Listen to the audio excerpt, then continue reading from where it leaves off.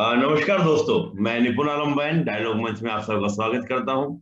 और जैसा कि आप जानते हैं, डायलॉग मंच का मोटिव यूथ को मोटिवेशन, सही डायरेक्शन और साथ ही स्ट्रेटेजिक टॉक करना, ताकि आपको जो भटकाव है और गाइडेंस का जो अभाव है वो आपको मिल सके प्रॉपरली।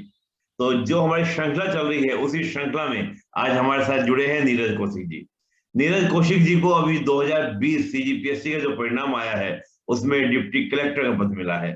तो नीरज जी, सर्वप्रथम आपको इस चयन की हार्दिक शुभकामनाएं, बहुत बहुत शुभकामनाएं मेरी ओर से, धन्यवाद सर। डायलॉग मंच की ओर से और सभी व्यूअर्स की ओर से।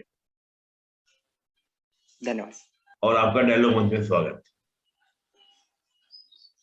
नीरज जी, थोड़ा सा अपनी बैकग्राउंड के बारे में, एजुकेशन बैकग्राउंड, आप किस डिस्ट्रिक्ट से हैं, कहाँ से हैं, और ये सिविल सेवा में आपका आने का रुझान, और कब से प्रिपरेशन कर रहे हैं, कौन सा टाइम, तो थोड़ा सा ये अपने बारे में बताइए ताकि एस्पिरेंट्स को पता चल सके कि हम किसके सामने रूबरू हैं। ठीक है सर, मेरा नाम नीरज कौशिक है। मैं जी ग्राम देवरी खुर्द, जिला बिलासपुर का निवासी हूँ। जी। मेरी प्राथमिक शिक्षा गांव से ही हुई है, पहली से 5वीं तक की।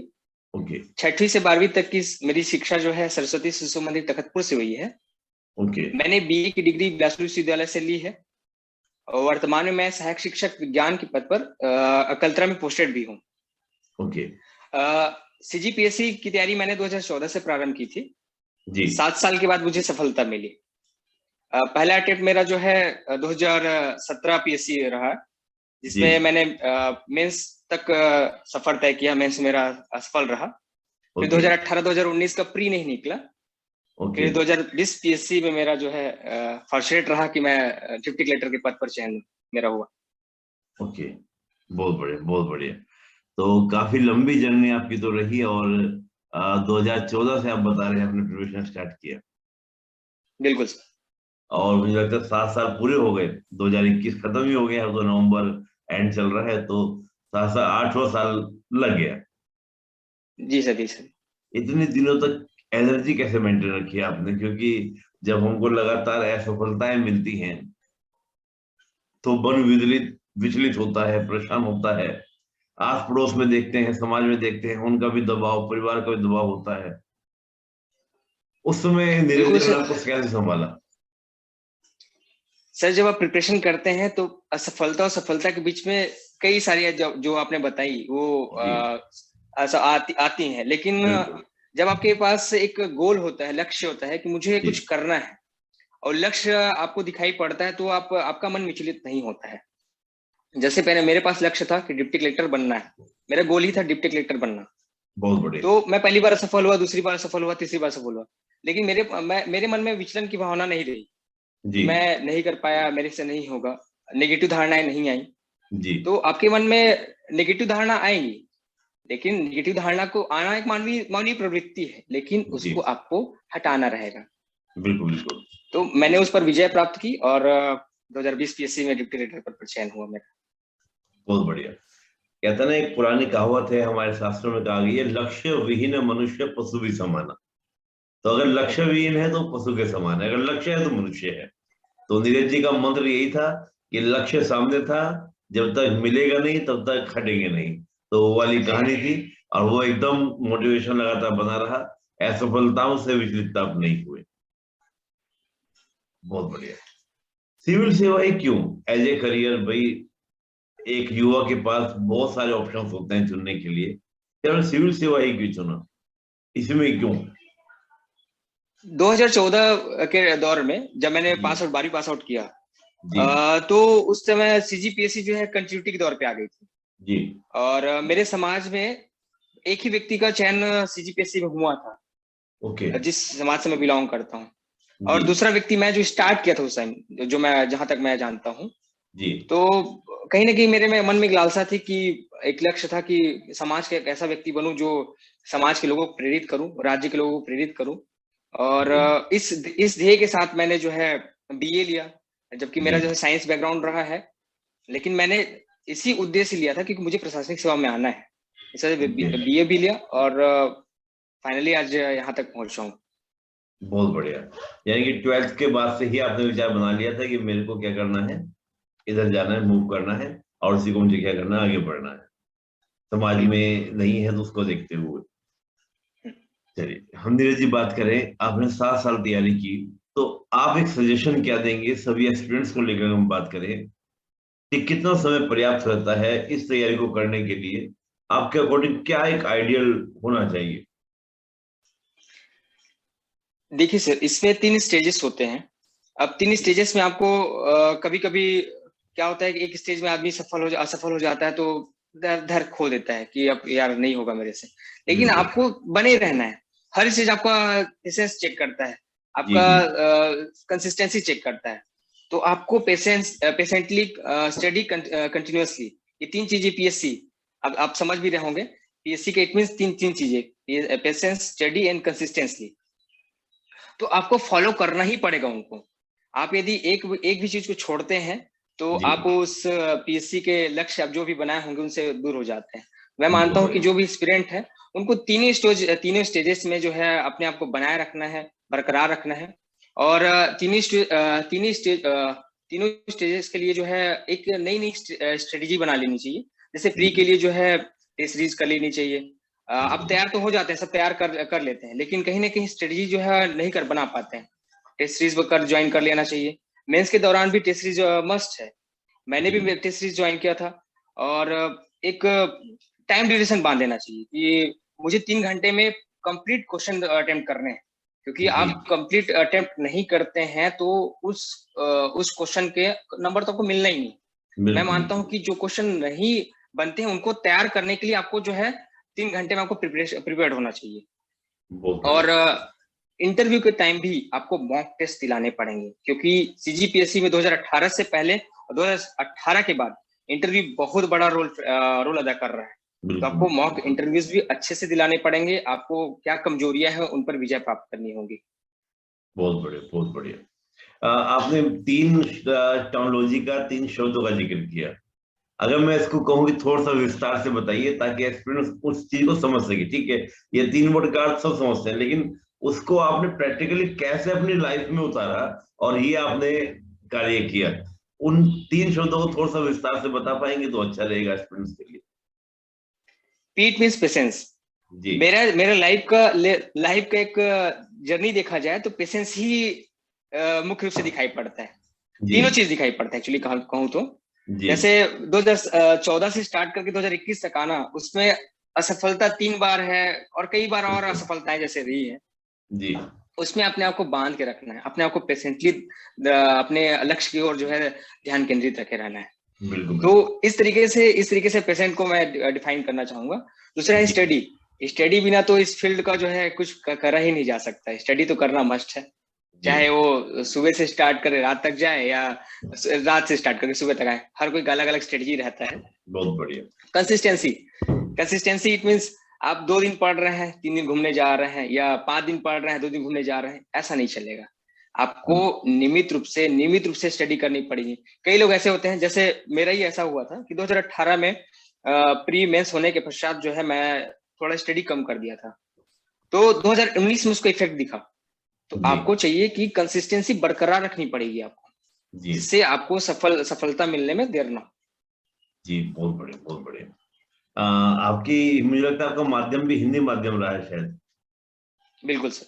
हाँ, क्योंकि आपकी हिंदी बड़ी शुद्ध है।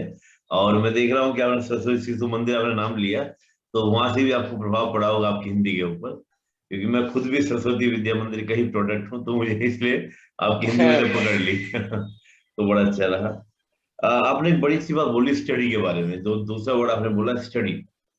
स्टडी को लेके थोड़ा सा एक्सपीरियंस को लेके बड़ा वो रहता है कि आपने कहा कि सुबह पढ़े शाम में पढ़े या आप कहो, लेकिन एक बात की जाए, जैसे कहा जाता है ना, ब्रह्म मुहूर्त में पढ़ने से अध्ययन क्षमता अच्छी होती है, मेमोरी पावर अच्छी होती है, कैचिंग पावर अच्छी होती है। आपको क्या लगता है इस संदर्भ में, कब पढ़ना चाहिए और कितने घंटे पढ़ना चाहिए प्रतिदिन? मेरा मानना है कि हर बच्चे का कैचिंग पावर अलग अलग होता है। जी जैसे अपनी बात करता हूँ तो मेरा जो है, मैं गांव गांव ग्रामीण परिवेश से बिलोंग करता हूँ। तो मेरा उठने का रहता है, 6 बजे उठ जाने का है, और 6 बजे जी से उठकर दिन भर पढ़ने का है। बस खाने नहाने और सोने का दौर को छोड़ दिया जाए तो मेरा एक स्टडी रहा है। मेरी कैचिंग पावर वैसी रही है। लेकिन जी हर बच्चे का जो है कैचिंग पावर अलग अलग होता है। कोई बच्चा 6 घंटे पढ़ के उतना कवर कर लेता है, कोई बच्चा 10 घंटे पढ़ के करता है, कोई बच्चा 3 घंटे पढ़ के कवर बिल्कुल करता है। बिल्कुल। तो ये आपको तय करना है कि कोई सिलेबस है, उसको आप कितने घंटे में कर पा रहे हैं, कितने अच्छे से नॉलेज ले पा रहे हैं। कोई डिफाइन नहीं है कि कोई बच्चा कितने घंटे पढ़ेगा उस सिलेक्शन लेगा। कोई ऐसे बच्चे भी रहे हैं जो दिन भर पढ़ रहे हैं, 24 घंटे में 18 घंटे पढ़ रहे हैं। मैं ऐसा बच्चा रहा हूँ जो 15 घंटे 12 घंटे पढ़ने वाले में से एवरेज स्टूडेंट से अबव रहा हूँ। तो जी जी मतलब आप हर चीज को डिफाइनिंग इस चीज में जो है स्टडी के लिए डिफाइनिंग कर सकते हैं कितने घंटे पढ़ना चाहिए। हर जी कोई जी का अलग अलग हो सकता है, लेकिन ये तय होना चाहिए कि आपका सिलेबस तय हो रहा है, सिलेबस को कंप्लीट कर पा रहे हैं कि नहीं कर पा रहे हैं, और कर पा रहे हैं तो उसको अच्छे से कर पा रहे हैं, इम्प्लीमेंट कर अच्छे से कर पा रहे हैं कि नहीं कर पा रहे हैं। इस तरीके बहुत से आप तैयारी कर सकते हैं। बहुत बढ़िया। देखिए डिपेंड करता है कि आपने बड़ा अच्छा बोला कि सबके ऊपर अपने अपने रणनीति होती है, डिपेंड करता है। कुछ लोग होते हैं, मैंने देखा हूँ कि 2-2 3 3 बजे तक रात तक पढ़ते हैं तो उनका अच्छी स्टडी होती है। कुछ लोग होते हैं मॉर्निंग में उठ के पढ़ते हैं, उनकी अच्छी स्टडी होती है। तो अपने अकॉर्डिंग आप देखें, लेकिन फिर भी ब्रह्म मुहूर्त होता है क्योंकि खुद आप भी उठ लेते हैं।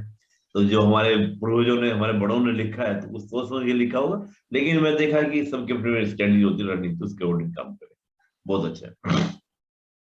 नीरज जी अगली हम बात करते हैं, थोड़ा सा एग्जाम के पैटर्न की ओर चलते हैं। लेकिन उससे पहले एक क्वेश्चन मैं आपसे जरूर करूंगा कि नीरज जी की सफलता हुई, नीरज जी ने 7 साल तक प्रयास किया, मेहनत किया, खुद का भी आत्म बनाए रखा, सब कुछ रखा, लेकिन इसके अलावा परिवार में या और किसी के द्वारा भी आपको सपोर्ट किया गया, समर्थन दिया गया? ये प्रश्न मैं इसलिए पूछ रहा हूँ क्योंकि कई बार परिवार का, समाज का इतना दबाव हो जाता है स्टूडेंट्स के ऊपर कि उसके ऊपर दबाव होने से कुछ और अपने बारे में सोचने लगता है, कुछ और विकल्प का चयन करने लगता है। तो आपके बारे में क्या रहा 7 साल तक जब आपने प्रिपरेशन किया? दबाव रहा क्योंकि आप ग्रामीण पृष्ठभूमि से और हैं, तो ग्रामीण पृष्ठभूमि में और भी दबाव होते हैं। मैं सबसे पहले तो अपने माता पिता, बड़े भैया, मेरे मामा और मेरे दोस्त का साधुवाद करना चाहूंगा, प्रणाम करना चाहूंगा इनको, क्योंकि इनके बदौलत मेरे आसपास जो है पॉजिटिव वाइब्स आते रहे हमेशा। जी कभी भी मेरे लिए एक प्रश्न चिन्ह नहीं खड़ा किया कि तुम ये नहीं कर पाओगे। जी उन्होंने हमेशा कहा है कि आप कर सकते हैं, अगली बार करेंगे। जैसे मैं सफल हुआ तो 2018 में सफल हुआ तो 2019 में कर पाएंगे, 2019 में सफल हुआ तो 2020 में कर पाएंगे।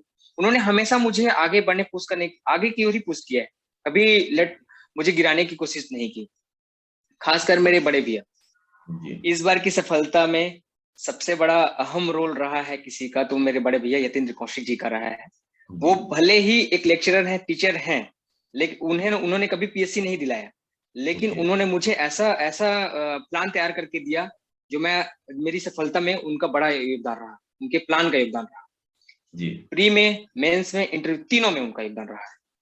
और लेकिन वो पीएससी दिलाया नहीं है एक बार, लेकिन ओ उनका प्लान शानदार रहा है। बहुत बढ़िया। तो खासकर मैं उनका जिक्र करना चाहूंगा, जी यतीन्द्र कौशिक जी का, जिन्होंने मुझे सफलता दिलाने में बड़ा अहम रोल अदा किया है। बहुत बढ़िया। आपके बड़े भैया को भी और परिवार में जिन्होंने आपको सपोर्ट किया, सहयोग दिया, उनको हमारा नमन। और मैं हमेशा बोलता हूँ कि हमें सभी को, जो भी अभ्यर्थी हैं, उनके जो माता पिता हैं, भाई बहन हैं, दोस्त हैं, मैं उनसे रिक्वेस्ट भी करता हूँ कि आपके पास भी प्रतिभा है, आपके आसपास भी नीरज कौशिक जैसे अभ्यर्थी हैं, आप सपोर्ट कीजिए और वो भी आपका नाम इसी प्रकार से लेंगे जैसे नीरज जी ने भी ये नाम लिया। नीरज जी, सभी को डायलॉग मंच का नमन। मैं आपके माता पिता को, भैया को, सभी को नमन करता हूँ डायलॉग मंच की ओर से। Yes.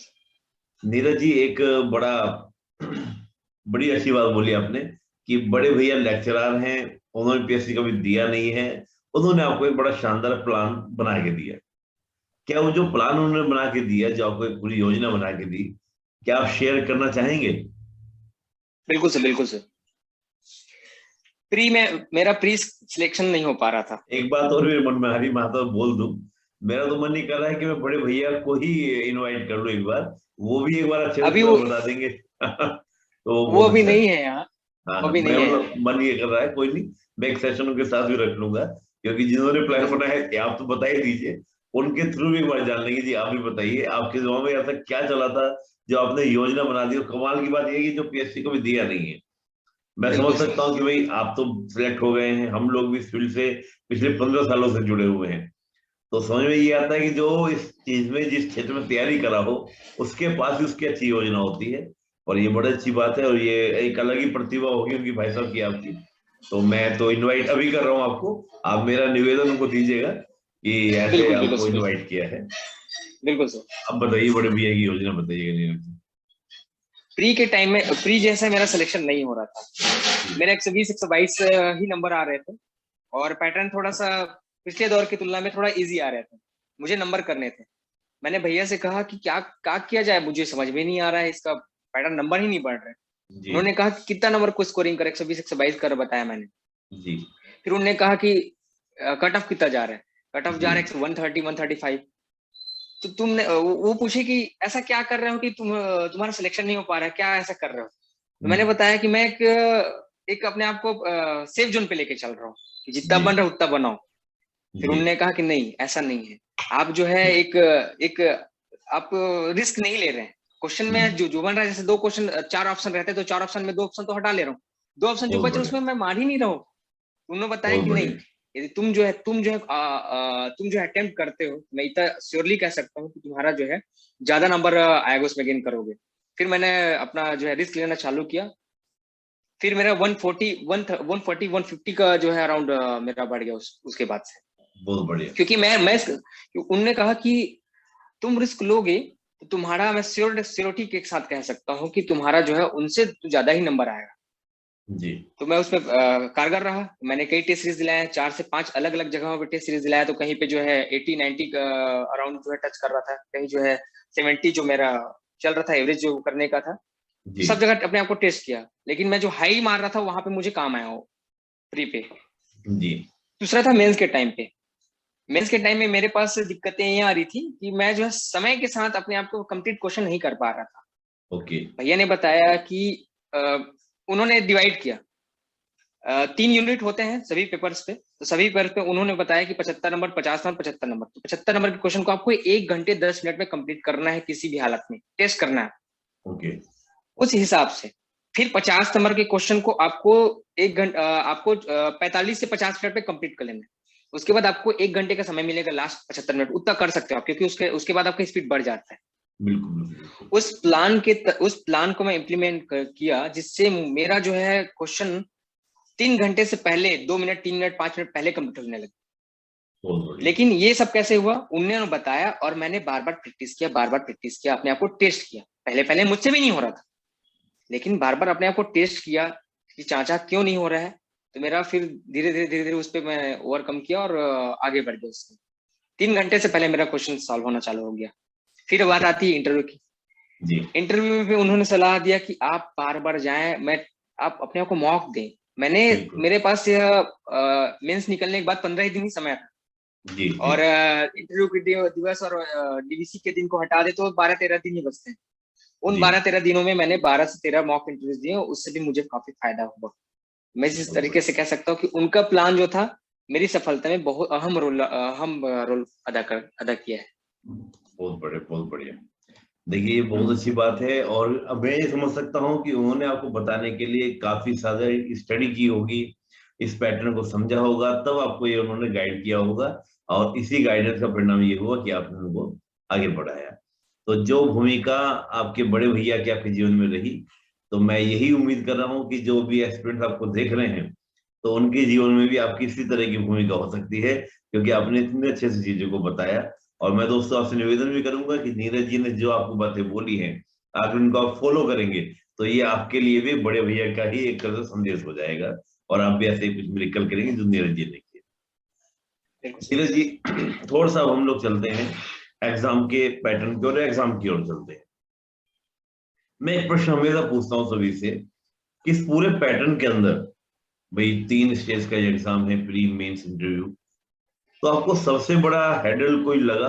क्या भाई मेरे लिए सबसे बड़ा हेडल प्री था, या मेरे लिए सबसे बड़ा हेडल मेंस था, या इंटरव्यू था? आपको अपने लिए क्या चीज टफ कर रही है? मेरे लिए सबसे बड़ा हार्ड तो सर प्री ही रहा है, क्योंकि मेरा 2 बार प्री नहीं निकला। तो मैं जी मानता हूँ कि, और कई कई ऐसे स्टूडेंट हैं जिनसे आप असफल रहे हैं, उनसे पूछेंगे भी तो वो बताएंगे कि जी आपका प्री नहीं निकलने से पूरा साल एक बार फिर घूम के आता है, जी 360 डिग्री फिर से आपको आना पड़ता है। यदि आपका मेंस निकलता है तो 180 डिग्री से आप वापस आते हैं। बिल्कुल। तो आपको कहीं ना कहीं ध्यान देना पड़ेगा। प्री निकलने के बाद आपका मेंस दिलाते हैं, मेंस के बाद आपका इंटरव्यू तक जाने का एक एक एक एटलीस्ट चांस तो बनता है जी। और प्री नहीं निकलने से आपका चांस ही नहीं बनता है, आप कुछ भी नहीं कर सकते, आप पूरी तरीके से खाली हाथ हो जाते हैं। बिल्कुल बिल्कुल बिल्कुल। मेंस निकलता है, मेंस नहीं निकलता है तो भी आपके पास उतना समय रहता है, प्री फिर से प्री दिला सकते हैं।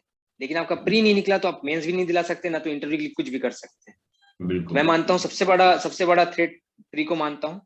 तो जितने भी एस्पिरेंट है वो प्री को पहले फोकस करें, क्योंकि एटलीस्ट 50 to 60% जो है सिलेबस के प्री के मेंस में भी हैं। तो प्री को अच्छे से तैयार करें, मेंस भी तैयार हो जाएगा जी, मैं मानता हूँ। बिल्कुल। यानी कि प्री आपके लिए बड़ा हैंडल रहा, और जो टॉपिक कॉमन है प्री और मेंस में उनको आप पहले से स्टार्ट आप लोग करें और उसको फिर आगे लेके चलें। जी।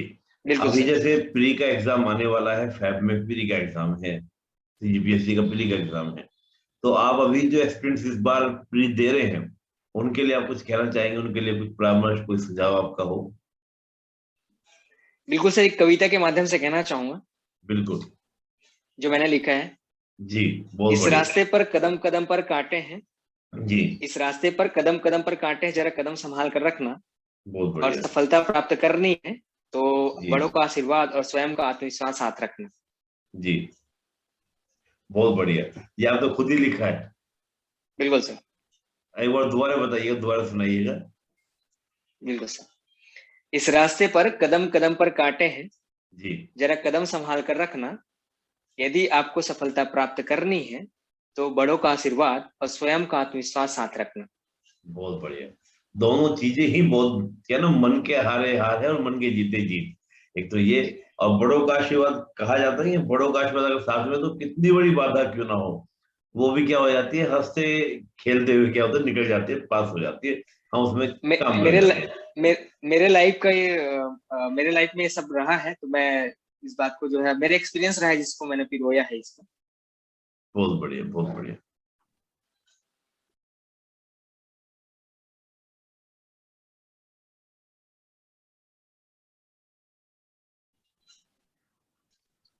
तो नीरज जी, बड़ा अच्छा आपने बताया।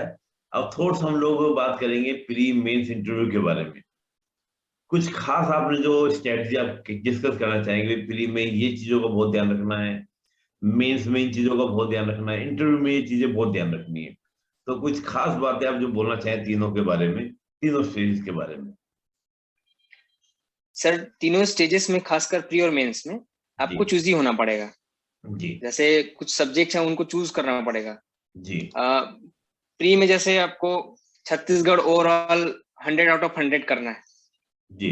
50 क्वेश्चन होते हैं तो 50 क्वेश्चन में आपको 50 क्वेश्चन का कम से कम 40 एटलीस्ट 40 क्वेश्चन तो आपको अटेम्प्ट करना ही करना है। ओके। और उसके पश्चात आपको जैसे पॉलिटी के हो गए, पॉलिटी के क्वेश्चंस हो गए। जी सर 2 मिनट। बिल्कुल। पॉलिटी के क्वेश्चंस हो गए, हिस्ट्री के क्वेश्चन हो गए और करंट के क्वेश्चंस। इनको इनको मूल रूप से ध्यान देना है इन पे।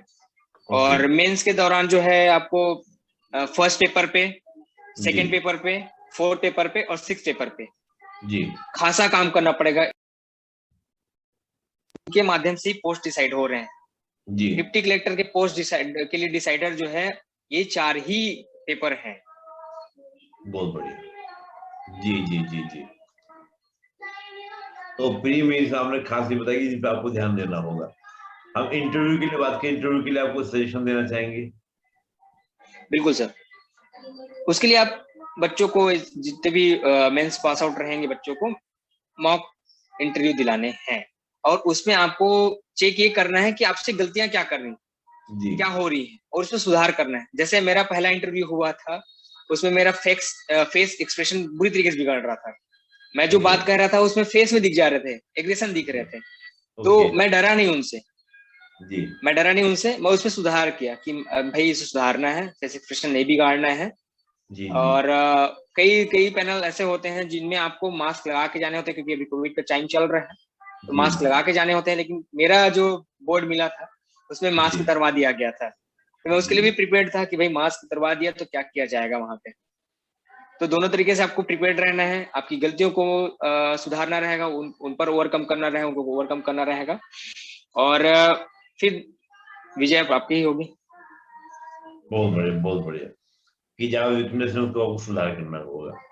कुछ खास बुक्स का भी आप जिक्र करना चाहें, मैगजीन न्यूज़पेपर का आप जिक्र करना चाहेंगे, ये तो मस्ट है सीजीपीएससी के लिए, आपको पढ़नी ही पढ़नी है। कुछ खास बुक्स या मैगजीन, अखबार, जो भी आप बताना चाहें। डेली डेली रूटीन जो भी अखबार लेना चाहते हैं वो बच्चे ले सकते हैं करंट के लिए, और करंट नोट्स बनाना बहुत जरूरी है, क्योंकि आप नोट्स बनाते हैं तो आपका एक रिटर्न पैटर्न भी फॉलो होता है, आपका खुद का नोट्स बनता है। उसके बाद यदि आप करंट के लिए आप प्री के टाइम में, मेंस के टाइम में कोई मैगजीन लेना चाहते हैं तो ले सकते हैं जी। दूसरा सर पॉलिटी के लिए एम लक्ष्मीकांत मस्ट है, और हिस्ट्री के लिए आप चाहते हैं तो फॉलो कर सकते हैं, मुस्कान पब्लिकेशन का बुक रहता है, तेजा सर का बुक है, इनको फॉलो कर सकते हैं। लेकिन आप एनसीईआरटी को पहले एक बार पढ़ लें, एनसीईआरटी बेस बना लें, उसके बाद इनको पढ़ेंगे तो फायदा मिलेगा उनसे।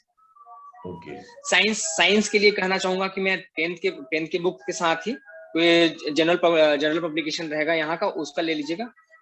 मुझे उतना ज्यादा करना नहीं पड़ा था, क्योंकि मेरा साइंस बैकग्राउंड का था, मैं पहले से स्टूडेंट रहा हूँ, मुझे उतना ज्यादा उसमें कुछ वर्क करने की जरूरत नहीं पड़ी थी। लेकिन आपको जो है यहाँ के जनरल जो पब्लिकेशन रहेंगे उनको पढ़ लेना होगा जी। और प्री के लिए घटना चक्र का जो निकलता है क्वेश्चंस के लिए अनसॉल्व निकलते हैं, उनको सॉल्व करें बच्चे, जिससे उनको फायदा होगा, और उसके बाद टेस्ट सीरीज दिलाएं, जिससे प्री निकालने में आसानी होगी। बहुत बढ़िया। दूसरा मेंस की बात करते हैं। तो मेंस में जो है पहले सब्जेक्ट में हिंदी और छत्तीसगढ़ी के लिए विनय कुमार पाठक सर का जो है बुक अभी है, उसको फॉलो कर ले बच्चे। इंग्लिश के लिए परफेक्ट क्या है, जिसमें चूजी जो सिलेबस है उनको करे बच्चे, सबको करने ना जाए, इससे उनको फायदा होगा। तीसरे पेपर के लिए वही जो बताया था मैं, हिस्ट्री और कॉन्स्टी पॉलिटी के लिए, उसमें फायदा हो जाएगा उनको। फोर्थ पेपर में साइंस के जो साइंस पोर्शन है उसमें एससीईआरटी 10th का बुक फॉलो कर सकते हैं। और फिफ्थ पेपर में ज्योग्राफी के लिए एम बर्नवाल है, जो सफिशिएंट हो सकता है, मैं मानता हूँ। एनसीईआरटी भी उसमें शामिल कर ले। सिक्स्थ पेपर में फिलॉसफी और सोशियोलॉजी के लिए गुप्ता एंड शर्मा का है, लेकिन वो बहुत बड़ा होता है, इससे अच्छा है कि सारांश है यहाँ। सारांश टुटेजा सर के द्वारा जो है पब्लिकेशन से जारी होता है, उसको ले लें फिलॉसफी के लिए भी। इससे जो है 6 पेपर कवर हो जाएगा। तो इस तरीके से पहले पेपर, चौथे पेपर, छठे पेपर, इनको आप जो है फॉलो कर सकते हैं, इन बुक्स को, इनके लिए। बहुत बढ़िया, बहुत बढ़िया। आपने सातों पेपर के बारे में, प्री के बारे में बहुत अच्छे से बताया, और न्यूज़पेपर कोई भी आप देख सकते हैं, उसको आप तैयारी कर सकते हैं, कोई दिक्कत नहीं उसके लिए। बहुत बढ़िया।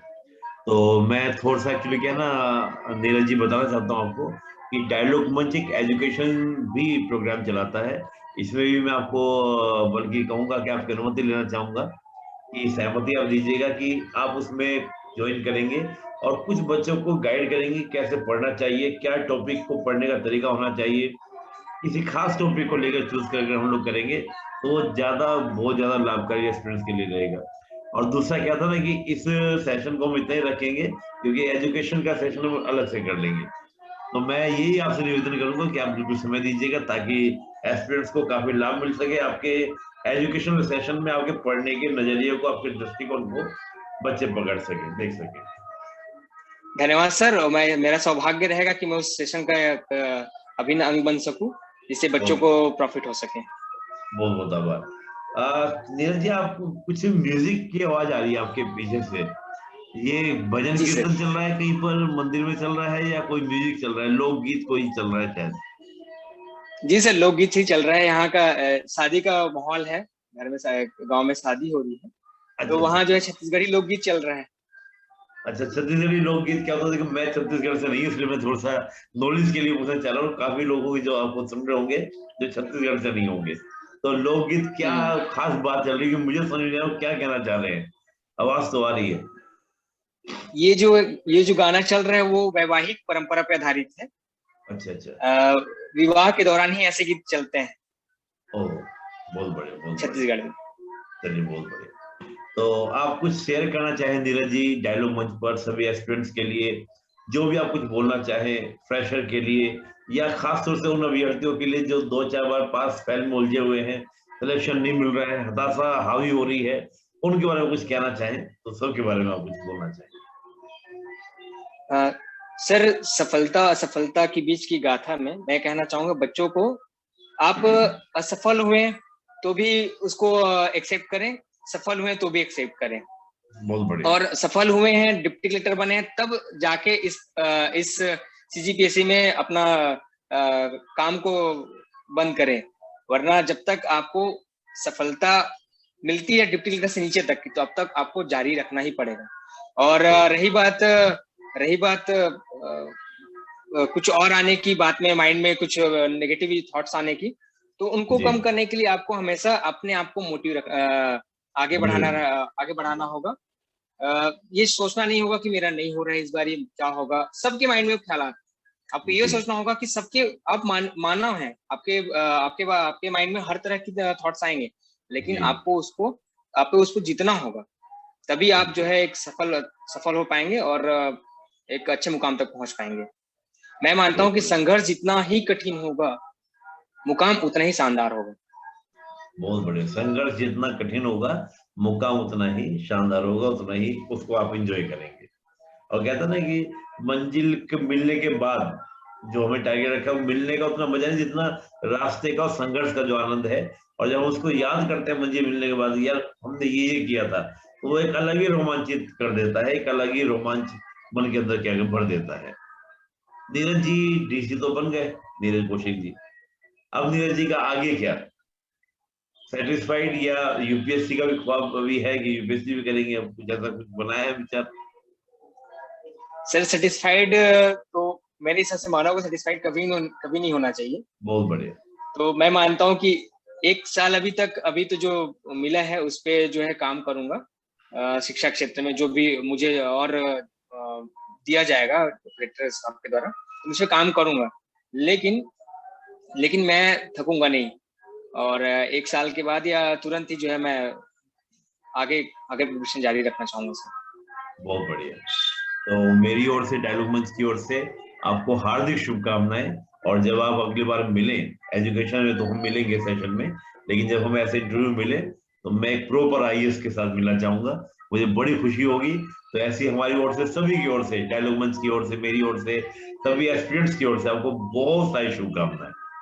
और आपने समय निकाला इस सेशन के लिए, उसका भी बहुत बहुत आभार। और यकीनन आपने जो बातें बताई वो बहुत सारे एस्पिरेंट्स के लिए पाथ प्रदर्शक का कार्य करेंगी। तो आपका बहुत बहुत धन्यवाद, और आपका जीवन मंगलमय हो, इसकी शुभकामनाएं। और जल्दी हम लोग मिलेंगे एजुकेशनल सेशन के अंदर। बहुत बहुत डायलॉग मंच धन्यवाद। का और आपका सर बहुत बहुत धन्यवाद। बहुत बहुत आभार।